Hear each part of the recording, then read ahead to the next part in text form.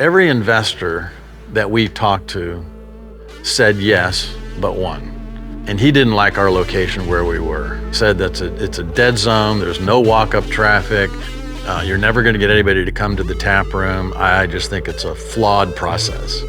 And thank God he was wrong.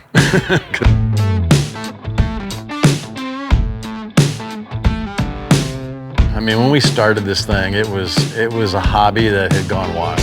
When we got into the business in 2014, it was fairly forgiving in a way because the business was growing at 15–20% a year. So we got into at the right time. And if your business is growing at a rapid pace, if you make mistakes, they're not as apparent. However, if you have to swing and fight and compete in the beginning, you gotta have everything perfect. And I would say we didn't have everything perfect, but we always knew there would become a day when it was going to be like a regular business, when you'd have to actually get out there and you would grow based on gaining market share rather than just the market growing. It's worked out really well. We've grown every year except last year because we've focused on building this, but the new location will help us now, elevate and take it off. So, but it's been, we're a year late. So it's supposed to take 1 year to get in here, and it's taken 2.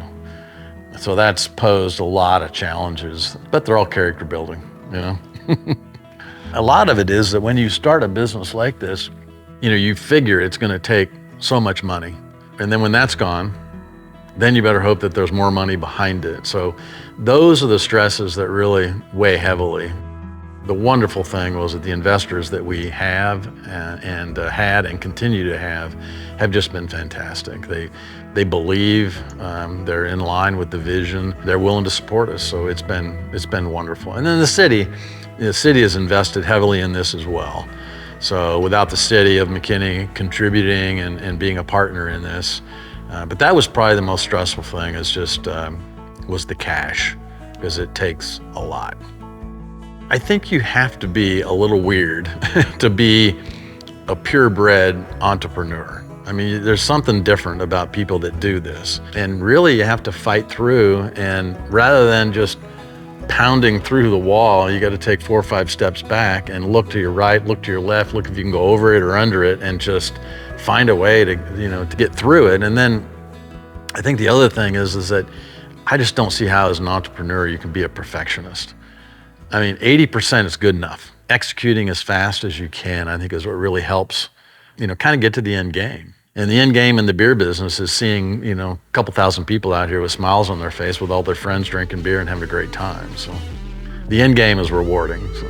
And there really wasn't a day that I thought, we're just never gonna get there. Because we had 1,200 people at our grand opening and nobody knew what a TUPPS even was. So it just was, there's a new brewery. And then we've earned a reputation.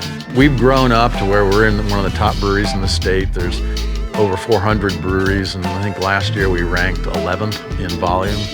We want to get in the top 5. I think this location will really help us tell the story and leverage the brand.